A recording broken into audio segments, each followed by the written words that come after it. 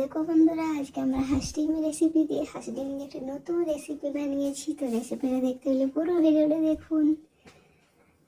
আমরা এখানে দুটো ডিম নিয়েছি, কারণ আমাদের বাড়িতে কম জন, তার জন্য আমরা দুটো ডিম দিয়ে রেসিপিটা বানাচ্ছি।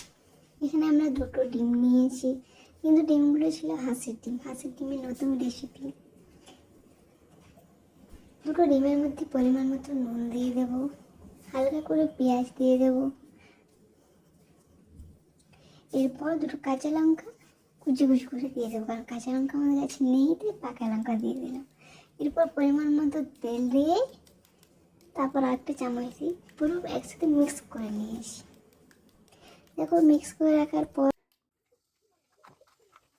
কড়াই বসিয়ে তেল গরম করে জিরে ফোড়ন দিয়েছিলাম, যার জন্য টেস্ট আসবে। এবার আমরা ডিমটা দিয়ে আরোভাবে নেড়েচেড়ে নিয়েছি। ডিমটা একদম কুচি কুচি করে নেব, দুটো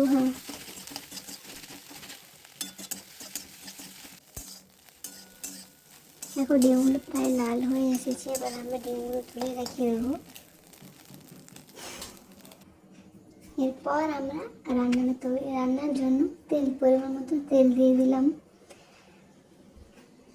তোমরা যেরকম পরিমাণে রান্না করছো সেরকম পরিমাণে তেল দেবে। এবার আমরা তেলের মধ্যে দিয়ে দেবো গোটা জিরে, 5 ফোড়ন।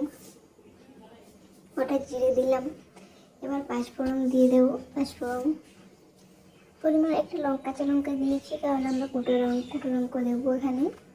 পরিমাণ মতো পেঁয়াজ দেবো,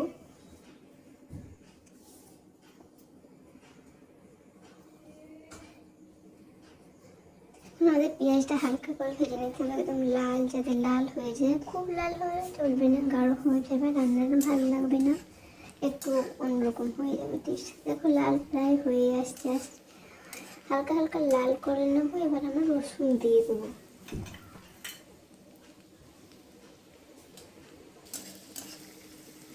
গ্যাসটা একদম লো ফ্লেমে করে রসুনটা পেঁয়াজটা আবার হালকা হালকা করে ভেজে নেব।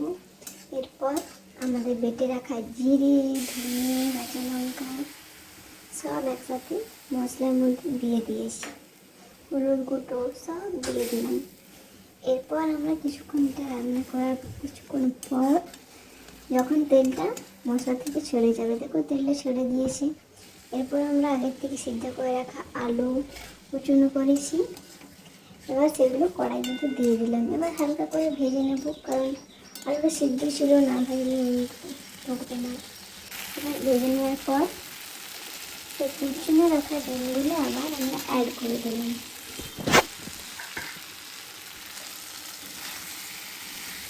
এবার একটু ভালো করে নাড়াচাড়া করে ডিম আলু দুটোই আবার একসাথে ভেজে নেব।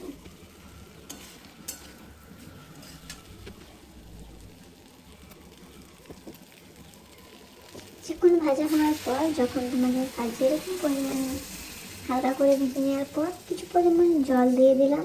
এবার দেখো আমাদের রেসিপি। জল দেওয়ার পর পরিমাণ মতো নুন দিয়ে দিলাম।